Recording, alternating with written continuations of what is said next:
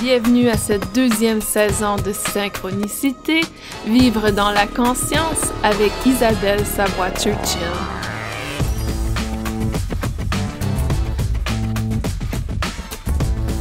Bienvenue tout le monde à Synchronicité. Aujourd'hui, nous avons notre premier invité. Et notre premier invité est une personne très spéciale que j'ai rencontrée il y a presque un an aujourd'hui, je crois. Donc, c'était l'année dernière. Oui, c'est possible, ouais. Ouais.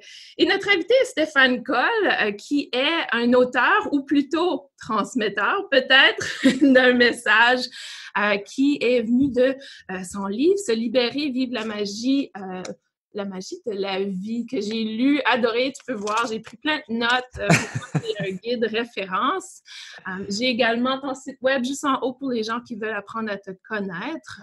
Donc, Stéphane, merci d'accepter d'être présent avec nous. Avec joie, avec joie.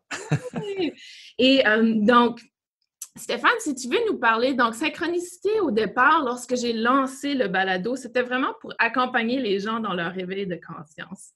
Et je sais que toi et moi, je crois qu'on a eu un éveil de conscience un peu similaire, où on était des gens peut-être un peu déconnectés de l'aspect spirituel, ça ne faisait pas vraiment partie de notre cheminement. Est-ce que j'ai raison? Oui, c'est ça, ouais. Moi, je n'étais pas du tout dans ce milieu-là, donc... D'accord. Donc, pour moi, j'étais dans les statistiques, l'analyse, les chiffres, et je crois que c'était similaire pour toi, n'est-ce pas? Moi, j'étais dans le marketing sur Internet. Donc, Voilà. Parle-nous un peu de comment tu as vécu l'éveil de conscience pour toi. Comment ça s'est déroulé, cet aspect? Mais en fait, c'était assez rapide. Ouais. C'est venu... c'était en 2013, l'été 2013, où il y a eu... bon, je prenais toujours 2 mois de vacances l'été dans mon activité. Et puis en septembre, quand j'ai voulu reprendre mon activité que j'adorais, il y a eu un... C'était bizarre, je sentais que ça résonnait plus en fait. Mais je savais pas du tout ce qui allait se passer. Mais donc j'ai ressenti je me suis vraiment laissé aller, j'ai attendu. J'ai attendu. Et puis il y a eu tout un tas de synchronicités qui se sont mises en place pour m'amener vers ce monde-là que je ne connaissais absolument pas. Donc c'est un de mes associés qui m'avait envoyé, je crois, sur la presse galactique, alors que c'était vraiment très très loin de mes croyances. Moi, je croyais en rien, je croyais pas en Dieu, je croyais en rien du tout, donc encore moins tout ce qui est partagé sur ce site. Et puis là, j'ai commencé à ressentir, en lisant quelques articles, quelque chose qui se passait en moi. Et donc, ça s'est ouvert de plus en plus. J'ai commencé à contacter des personnes de ce milieu-là. Et puis après, comme j'avais pas toutes les infos que je cherchais, donc s'est mis en place l'idée du grand changement, ou la web TV, où il y a eu plein de partages. J'ai interviewé plein de monde. Ouais.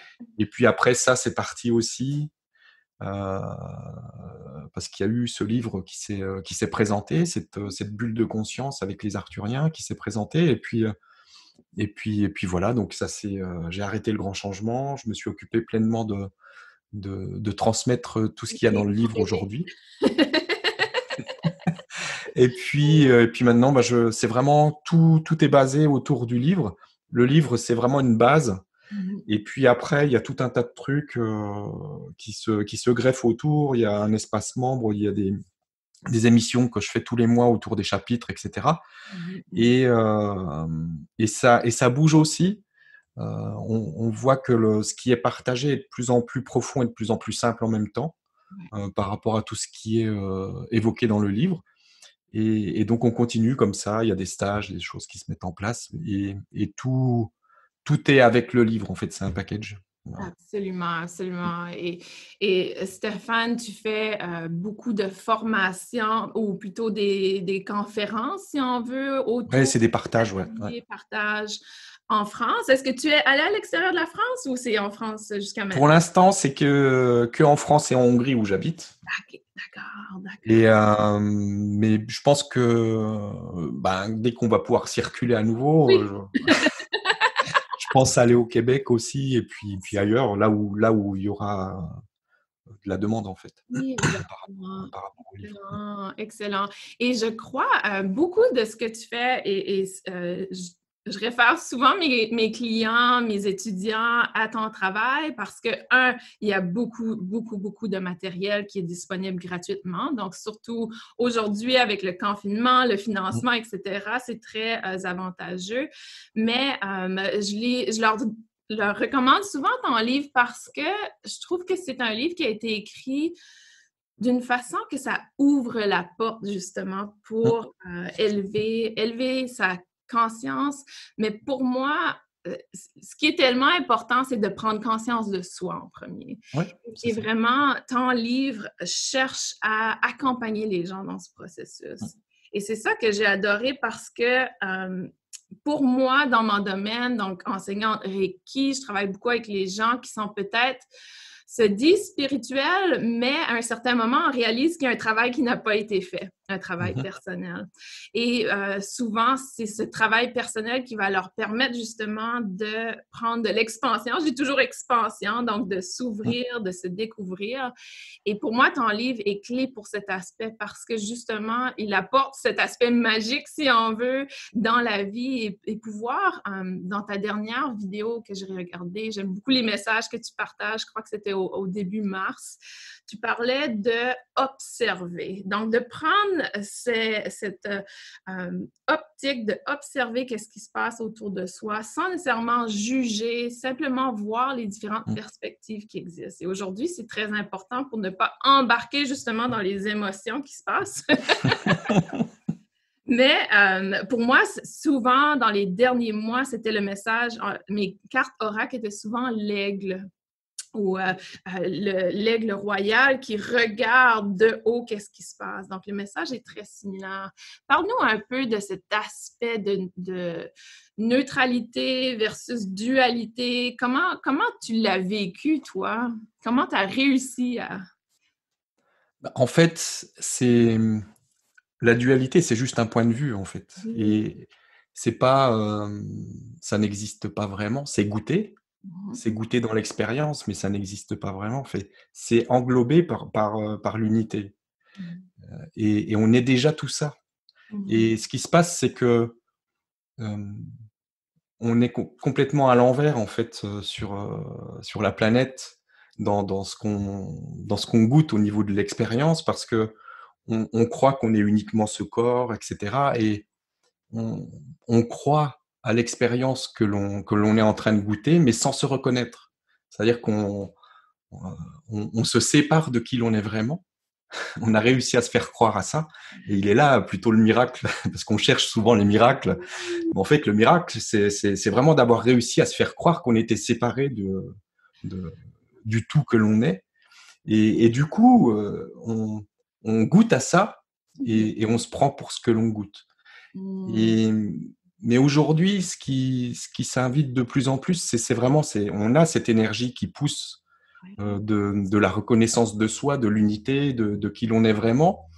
Et tout ça est en train soit de le faire disparaître quand on en a conscience, d'englober la dualité dans l'unité et d'avoir une expérience qui devient unitaire, ou alors d'aller dans les extrêmes. On voit les extrêmes qui sont en train de se manifester dans cette expérience, dans l'illusion de la dualité, et on voit que ça pousse et que ça devient tellement énorme que ça en devient ridicule, en fait, et que ça s'effondre.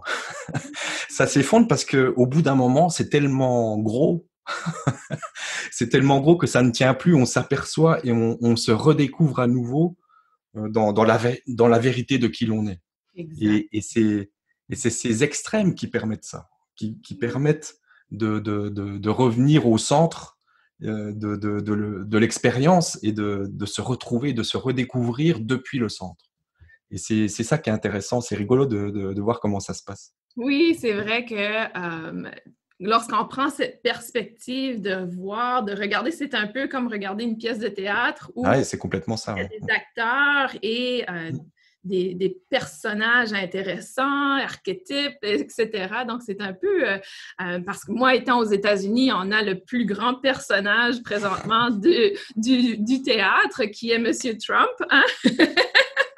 Donc, dans plusieurs de mes balados, j'ai parlé justement de comment on peut percevoir Monsieur Trump comme un acteur et justement de voir l'aspect supérieur ou de la perspective, pas supérieure, mais plutôt générale, de voir vraiment comment ça se passe au niveau du plan mondial. Et c'est vrai qu'à un certain moment, on se dit « Wow, c'est une comédie qu'on regarde! » Mais c'est vraiment ça. Mais de toute façon, c'est quelque chose qui apparaît. C'est pas quelque chose... C'est ça.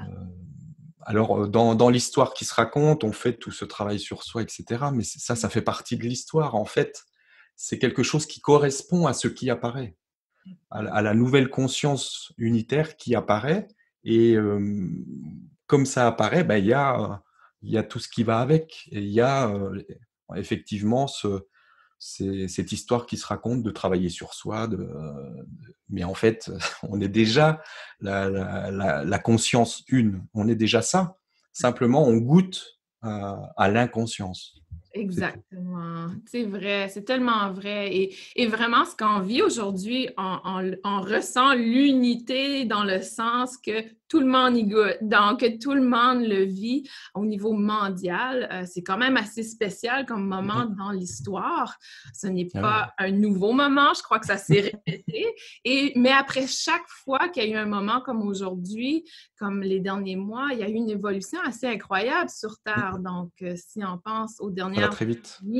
L'évolution, comment on vit. Donc, il y a aussi des aspects positifs et des aspects négatifs. Et c'est ça qui est le continuum. Hein? Donc, la dualité, c'est le positif et le négatif. Et on doit trouver l'espace, l'équilibre entre les deux aspects. Ouais.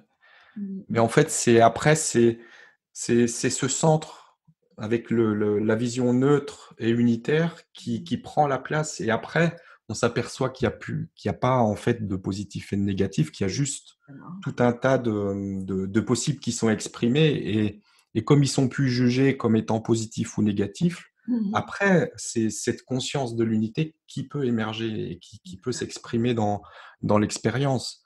Mais parce qu'on voit souvent le combat de l'ombre contre la lumière, etc. Mais c'est vraiment cette vision duelle qui fait qu'on a l'impression d'être dans ce combat de la lumière contre l'ombre et que la lumière va gagner contre l'ombre. Mais en fait, c'est pas comme ça que ça se passe. Ce qui se passe, enfin, selon ce que je perçois en tout cas, et ce qui m'est montré, c'est que c'est cette conscience de l'unité qui part du centre et pas dans une des polarités, l'une ou l'autre, peu importe. C'est vraiment, ça part de ce centre neutre et qui va venir englober tout ça jusqu'à s'apercevoir que, en fait, il y a que soi et qu'il n'y a pas à séparer l'ombre et la lumière. Il y a toute cette expression, cette multitude de points de vue possibles et imaginables qui sont joués par l'unique source que l'on est. Et c'est juste magique parce que c'est cette vision-là qui émerge et c'est pas le combat c'est pas la victoire de la lumière contre l'ombre, c'est l'émergence de la vision unitaire en fait qui apparaît.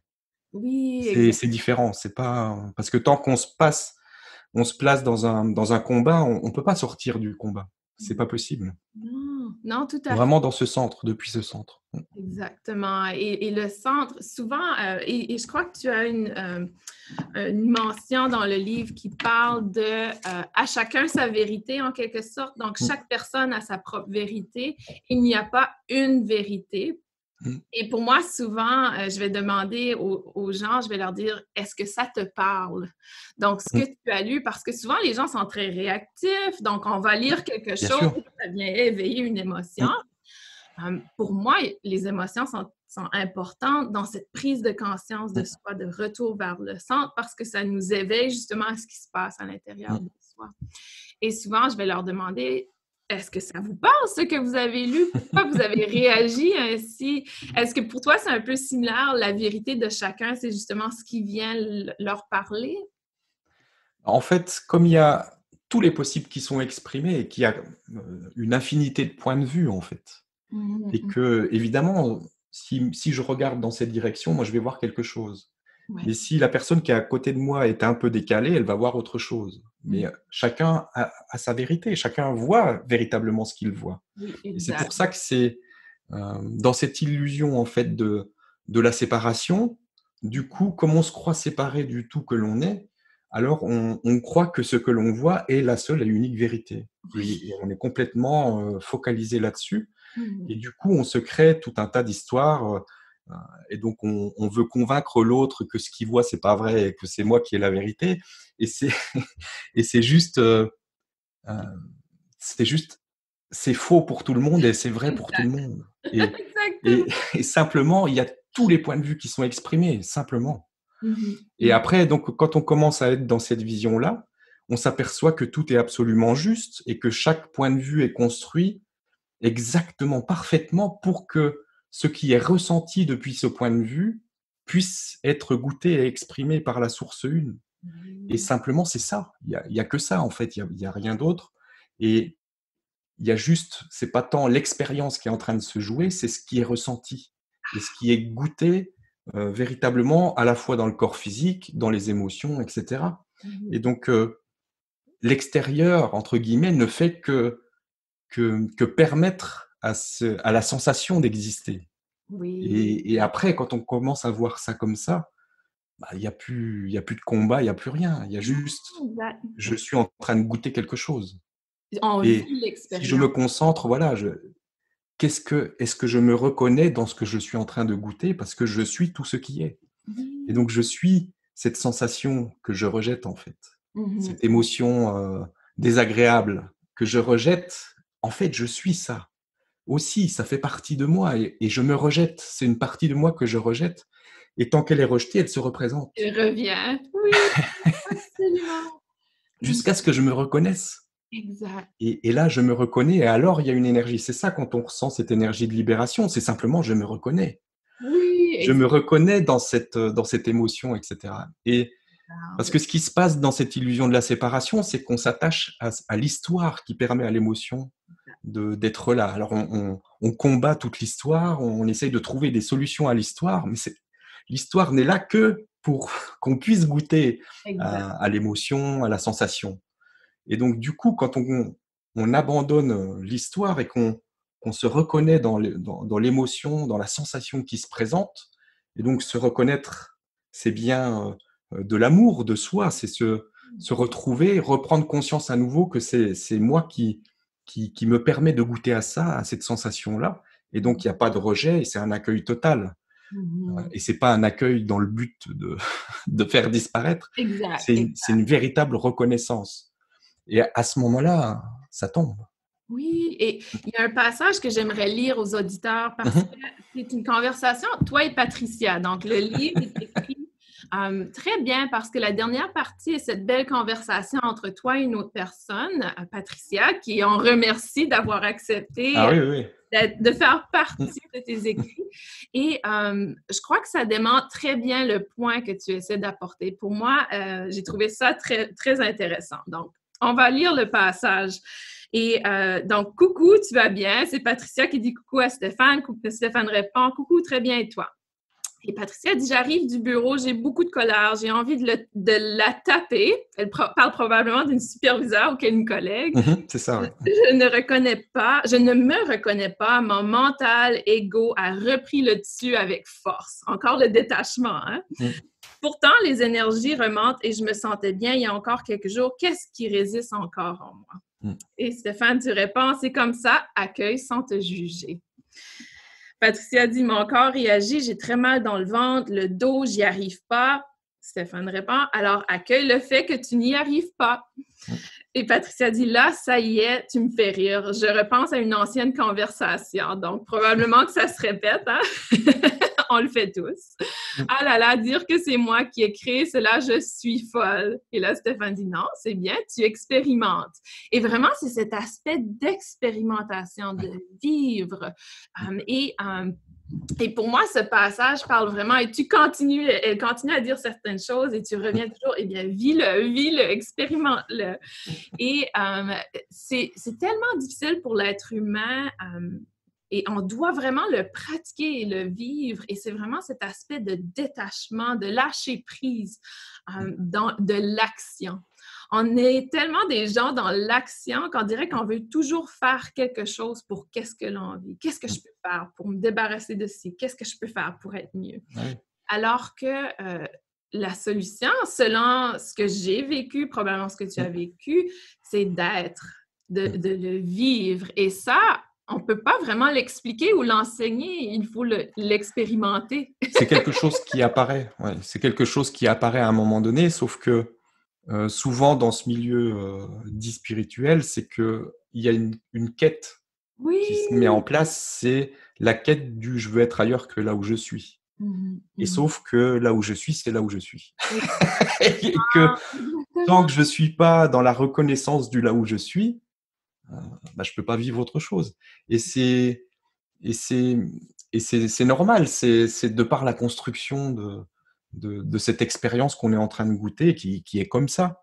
Et il y a cette quête, on n'est jamais content de là où on est, donc on cherche toujours à faire des choses pour être ailleurs, pour être dans un ailleurs, dans un autre état. Sauf que on est déjà tout ça, on est déjà le tout. Simplement, on goûte à un point d'expérimentation du tout. Et on ne peut pas être ailleurs que là où on est. Ce que je goûte, c'est ce que je goûte. Et à un moment donné, on s'aperçoit de ça, la conscience réapparaît. Et juste, il n'y a plus de combat, il n'y a plus de recherche, de quête spirituelle qui se met en place. C'est simplement, je suis dans l'instant et je goûte mon instant et je vis l'instant tel qu'il est. Et alors, ce que je cherchais depuis des années apparaît parce que à ce moment-là, la paix apparaît. Exactement. Et c'est ça qui est merveilleux. Souvent, je raconte mon histoire où je me sentais pas bien chez moi et j'avais envie de trouver un nouveau logement. Donc, j'ai commencé ma recherche d'achat de maison. 1 an et demi plus tard, pas encore de maison, 7 offres, aucune acceptée. Et vraiment, une journée, je me suis dit, mais c'est un travail.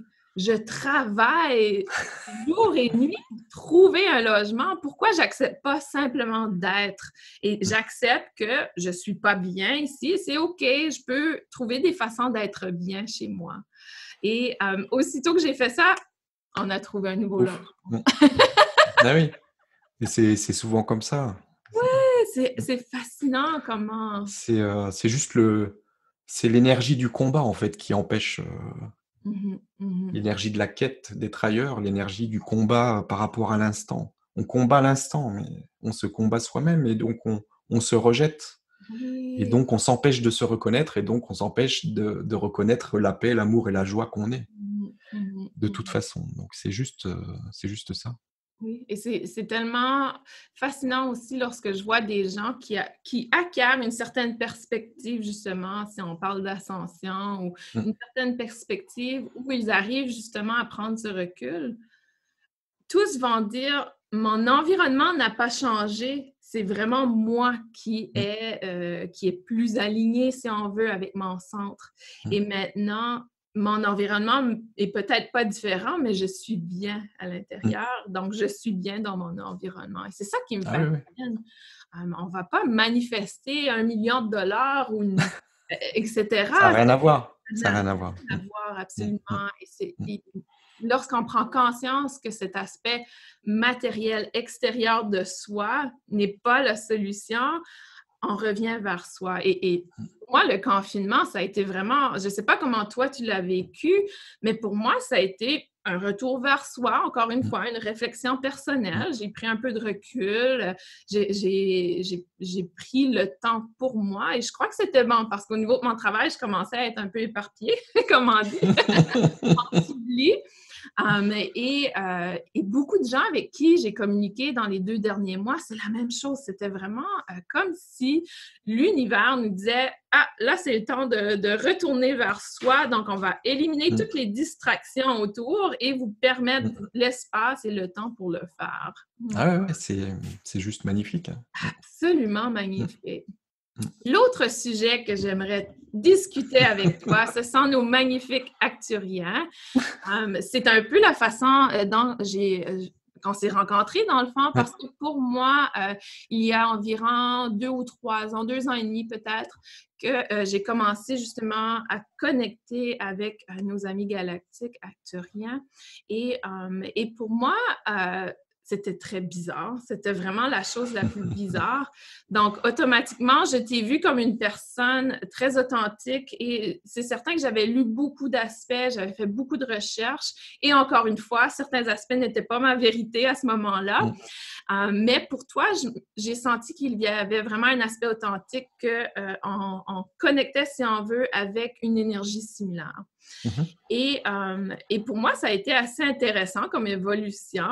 Et j'aimerais que nos auditeurs commencent à connaître cet aspect parce que pour moi, ça a été extrêmement bizarre comme expérience. Et je sais qu'il y a des gens qui vont nous écouter, ils vont dire Stéphane et Isabelle parlent de peuple galactique, mais qu'est-ce que c'est? Comment qu'on peut leur expliquer à ces gens qui n'ont aucune idée? C'est une expérience particulière, c'est sûr.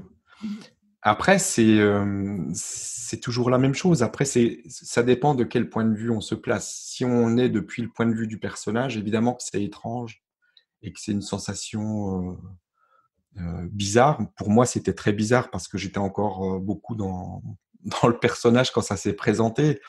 Et puis, on a été conditionné quelque part pour être quelque part en rejet soit de ne pas y croire, soit d'être en rejet des envahisseurs, des extraterrestres, etc., d'une vie extraterrestre. Donc, il y a cette énergie-là qui peut se présenter et c'est tout à fait normal et c'est OK. Mais simplement, en fait, moi, aujourd'hui, ce qui est présenté toujours dans cette conscience de l'unité, c'est que simplement, c'est des parties de soi et ça n'est pas séparé. Et comme les archanges, comme tout ce qu'on peut interpréter depuis le personnage dans les histoires qu'on se raconte. Pour moi, les arthuriens, c'est une énergie particulière qui fait partie de la conscience une que je suis. Et c'est dans cet instant, il y a cette énergie-là qui se présente pour apporter, pour correspondre à cette ouverture de conscience. Simplement, il y a cette possibilité, alors que dans les instants avant que ça puisse émerger, je pouvais être complètement dans une croyance que ça n'existe pas, etc. Et simplement, ça correspond à l'instant où la conscience s'élargit et donc je me reconnais dans plus de choses qu'avant, c'est tout. Et je me reconnais dans les arcturiens, je me reconnais dans... Après, il y a d'autres énergies qui existent, mais c'est toujours des parties de soi. Et c'est vraiment dans cette vision-là que j'inviterais vraiment les personnes qui se sentent bizarres par rapport à ça, parce que c'est normal, c'est absolument normal. Moi, la première fois que j'ai eu un contact avec eux, c'était vraiment très bizarre, une sensation étrange, et pas désagréable, mais étrange, parce que c'est nouveau, on reconnecte une partie de soi qu'on avait volontairement déconnectée pour se permettre de vivre cette inconscience, ce niveau d'inconscience. Donc là, la conscience réapparaît, et comme ça réapparaît, on a à nouveau la possibilité d'accéder à ces énergies-là, simplement. Absolument. Et ça va être de plus en plus comme ça, et je pense que on va voir de plus en plus des choses, des choses se passer au niveau de la conscience collective, etc. Et donc, ça va apparaître de plus en plus dans notre expérience terrestre, où on va voir à nouveau ces consciences-là apparaître dans l'expérience, mais véritablement. Exact. Et justement, c'est un sujet très, très, très à l'heure aux États-Unis, hein, l'aspect ah oui, oui. t'intéresse parce que là, ils viennent de lancer plein de vidéos, publications anciennes, etc. Et c'est fascinant de voir le timing, le temps, le moment que ça se passe. Et là, je suis remplie de frissons. J'ai l'impression que c'est important, mais pour moi, ça revient aussi au message que tu avais, le dernier message que tu as partagé, où c'est vraiment d'observer tous les points de vue qui s'expriment. Et lorsqu'on est dans cet espace, on arrive à accéder justement à certaines informations ou certaines expériences qu'on n'avait jamais vécues. Bien sûr. Au départ, c'est très bizarre. Je me souviens, pour moi, c'était télépathique. Ça a toujours été télépathique avec Moi eux. aussi. Toi aussi. Et la première fois, je me suis dit, est-ce que c'est moi qui me raconte des histoires? D'où ça vient, cette histoire? Et au départ, on ne veut pas en parler à personne. Et même encore aujourd'hui, j'en parle pas énormément à tout le monde parce que je ne suis pas certaine à quel point, justement, les gens sont ouverts. Et c'est encore quelque chose pour moi que je dois accepter ou expérimenter. Mais pour moi, j'ai vécu des choses magnifiques depuis. Et je me dis, c'est impossible que ce n'est pas vérité. Et comme tu l'as dit, tout est vérité, donc tout ce que l'on vit est vraiment connecté. Et pour moi, j'aime que tu utilises le mot énergie parce que c'est un peu comme ça que je l'explique souvent aux gens, c'est que tout est énergie. Les acturiens, c'est une fréquence énergétique dont on accède et on a la capacité de nous connecter avec eux, de communiquer avec eux et de recevoir des messages incroyables. Pour moi, ça a toujours été un éveil. Et c'est une conscience tellement large. Ouais. C'est une énergie très, très douce, très, très, très enveloppante et en même temps très large au niveau de la conscience. Mais ça reste quelque chose de... En même temps, on ressent vraiment une somme d'informations importantes, mais en même temps simple. C'est pas des choses... Et des fois, c'est tellement simple qu'on se dit, d'accord, comme... Ouais, mais la simplicité, souvent, c'est ce qui est le plus profond. Et quand on commence à toucher à la profondeur de la simplicité, et qu'on commence à ressentir, parce qu'il y a des phrases toutes simples qui peuvent nous amener dans des profondeurs, mais immenses. Et c'est vraiment magnifique. Ouais. Absolument. Pour moi, avec les acturiens, souvent, le message qu'ils me répètent, c'est « tout est amour et lumière ». Tout est amour. Parfois lumière, parfois c'est seulement amour. Je crois que eux, amour et lumière est la même chose.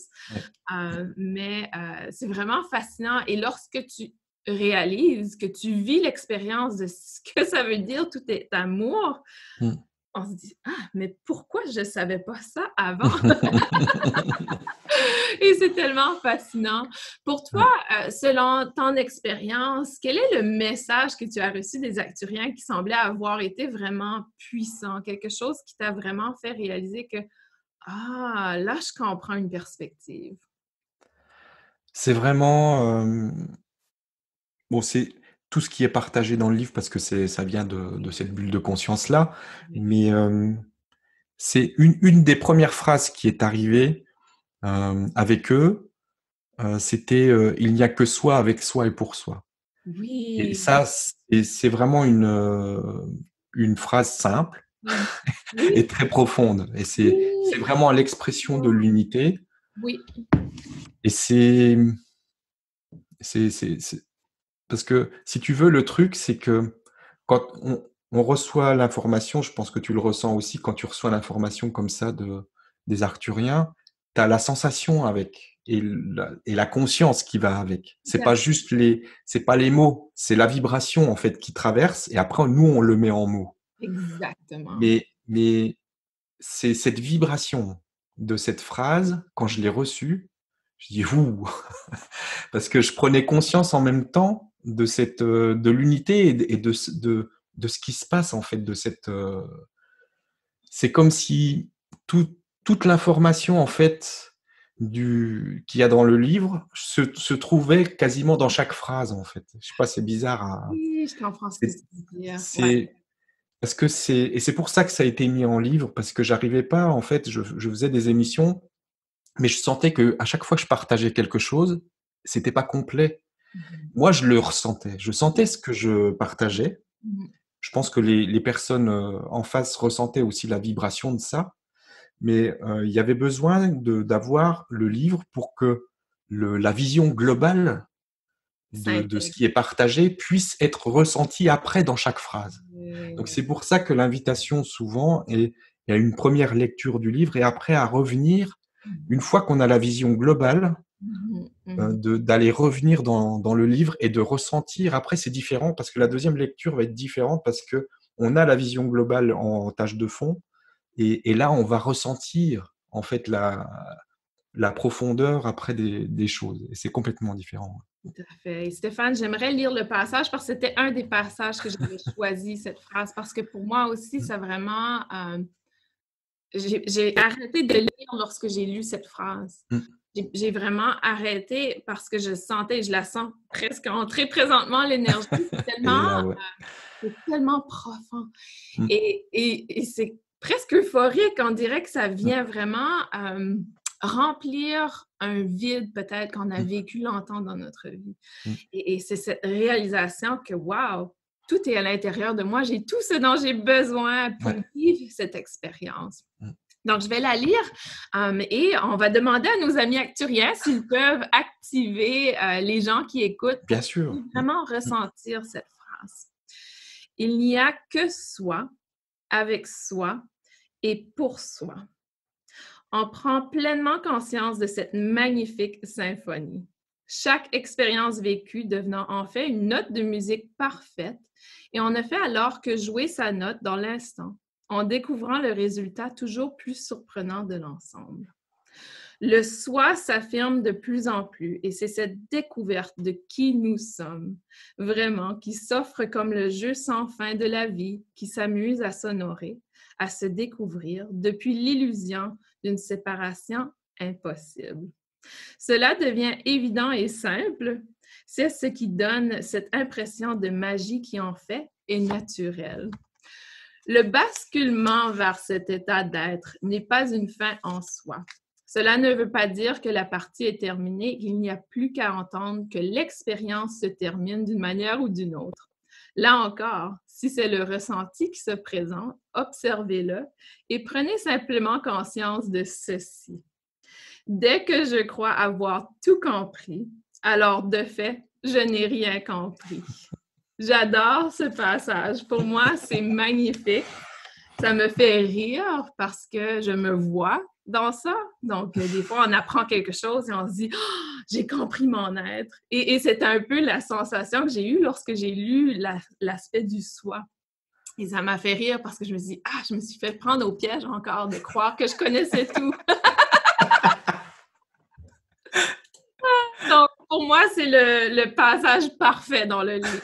Et je suis très heureuse que tu dis que c'est ce qui t'avait parlé parce que pour moi, c'est vraiment cette énergie qui a résonné en moi lorsque j'ai lu le livre et je le sens encore, des frissons partout, un peu comme si on se sent dans cette lumière, dans cet amour, dans cet espace énergétique incroyable. C'est vraiment bien.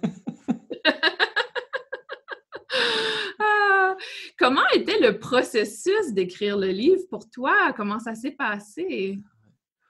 En fait, j'ai commencé par savoir que j'allais écrire un livre. Ouais. Donc, j'ai ressenti comme une bulle de conscience du livre qui s'est présentée. Puis j'ai dit, tiens, à mon épouse, bah, je vais écrire un livre. Mais bon, je savais déjà pas comment ça allait se faire parce que j'ai jamais écrit. Et puis, j'étais pas... au niveau des études, j'ai pas fait des grosses études. Et moi, le français, tout ça, c'était pas ma tasse de thé. Ouais. Et mais bon, je savais que j'allais écrire, que j'allais transmettre ce qui se présentait là. Et donc j'ai commencé, je me suis dit bon bah il faut faire un plan, il faut faire le plan avec les chapitres et puis après je vais écrire. Ouais. Et donc j'avais commencé, j'ai pris un document Word et puis j'ai commencé à écrire. Bon, je pense qu'il faudra que je parle de ça, de ça, de ça, de ça. Et puis en fait après j'ai commencé à écrire. Et j'ai pas du tout suivi le plan, en fait. Le plan, je me suis aperçu que ça servait à rien. D'accord. Et j'ai vraiment écrit au jour le jour. Et une fois que j'ai terminé, j'ai vu la perfection de l'enchaînement, en fait. Et c'était juste magique, une magie de plus. Mais ce qui m'a permis de l'écrire de manière fluide, c'est quand les fréquences arcturiennes sont apparues. Parce que avant, j'avais déjà le contact avec cette bulle de conscience, mais j'arrivais pas à l'écrire. D'accord. Et sont apparues les fréquences, donc les fréquences sonores. Et là, ça a vraiment ouvert la porte à cette bulle de conscience et ça a pu couler de manière fluide. J'écrivais tous les matins 1 ou 2 heures de temps et puis voilà. Donc ça c'est. C'est intéressant. Mais c'était rigolo parce que quand j'écrivais et que je relisais, je ressentais en fait l'énergie des prises de conscience en fait Ah, wow. que des lecteurs. Donc parce que tout est en même temps et je ressentais cette énergie là. Et c'était jouissif, quoi. Parce que c'était vraiment cette énergie d'ouverture, d'élargissement de la conscience qui était ressentie à ce moment-là. Et c'était vraiment une connexion avec les lecteurs, parce que tout est en même temps. Exactement. Et c'est vrai, moi j'utilise le mot euphorique, mais c'est vrai, c'est cette jouissance et c'est très difficile à expansion. Hein? C'est vraiment Ouais. une expansion. Je fais souvent ce mouvement parce que c'est ce que je ressens C'est lorsque... vraiment ça, ouais. Ouais, c'est une expansion. Et tu parles de, et j'espère que je prononce bien son nom, Ishine. Est-ce que c'est Ishine? C'est Ishine, oui. Ishine. Est-ce que pour toi, Ishine est un peu comme un guide, si on veut, qui t'a accompagné dans l'écriture? Oui, ouais, parce que c'est une présence pour moi qui est féminine. Ouais, d'accord. Et qui, c'est avec cette arcturienne-là que j'ai été en contact quand j'ai reçu les fréquences. Ouais. Elle est dans l'encodage, et cetera. Donc Mhm. elle m'a permis parce qu'en fait le contenu du livre est dans les sons qu'on entend dans les fréquences, en fait. Parce que les fréquences, c'est vraiment la transcription sonore de cette bulle de conscience. C'est pour ça que ça permet aussi l'ouverture et que c'est associé au livre, parce que c'est la même chose, en fait. C'est le même contenu, c'est l'accès à cette bulle de conscience qui passe soit par le son ou par le livre. Ouais, d'accord. Et donc, cette présence Ishine, qui est vraiment d'une douceur incroyable, qui a une énergie vraiment incroyable, s'est présentée. Et là, c'est vraiment cette présence qui m'a accompagné tout le long de l'écriture du livre D'accord. pour transcrire tout ça. Ouais. Est-ce qu'elle est toujours avec toi, cette présence, lorsque tu fais les formations, les conférences? Ouais, Est-ce que tu ressens cette énergie? ouais. C'est super. Ouais, parce que, en fait, ça se fait tout seul, mais à chaque fois, il y a cette communion, en fait, avec cette bulle de conscience qui est avec elle. Et ça se fait tout seul, en fait. Ouais. Super. Et parle-nous peut-être un peu de tes projets futurs. Comment ça se passe dans les prochains mois? Disons que l'avenir, on est déconfiné à partir du mois prochain. Comment ça se passe, ta vie? Est-ce que tu as des plans dans l'avenir? Ouais. J'ai pas vraiment de plan parce que c'est vraiment tout dans l'instant de plus en plus. Ouais. Il y a quand même des choses qui se dessinent et qui se mettent en place dans l'instant. En fait,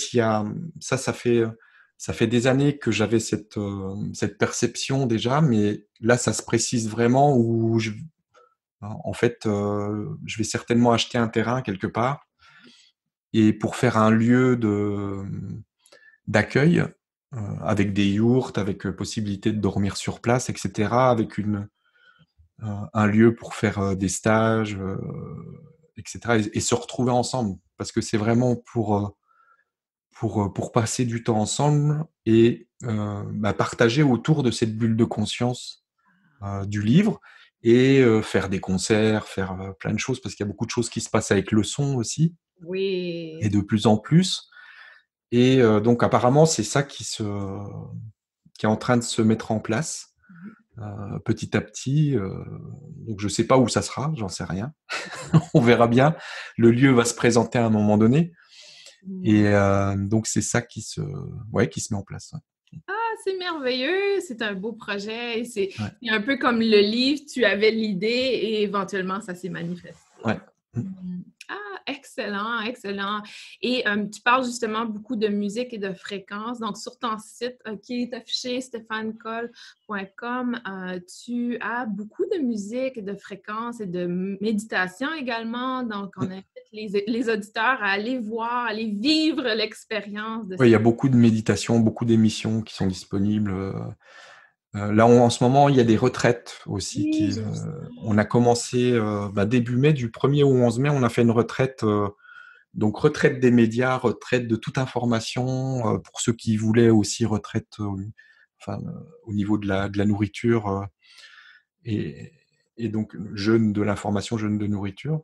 Et chacun a son rythme, chacun vraiment l'a fait, c'est en toute liberté, c'est pas un truc organisé.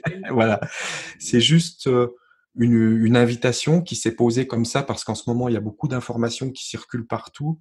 Ouais. Et il y avait cette énergie d'aller dans le jeûne, justement, d'arrêter de se nourrir de toutes ces infos qui se contredisent et qui se manifestent partout pour revenir à la présence et revenir à l'essentiel, au centre. Et ça a été vraiment une expérience magnifique. C'est disponible en replay aussi pour ceux qui veulent. Ils peuvent s'inscrire et faire comme si c'était en direct, c'est pareil. Donc tous les jours, une fois qu'on est inscrit, il y a 2 émissions par jour, une le matin, une l'après-midi.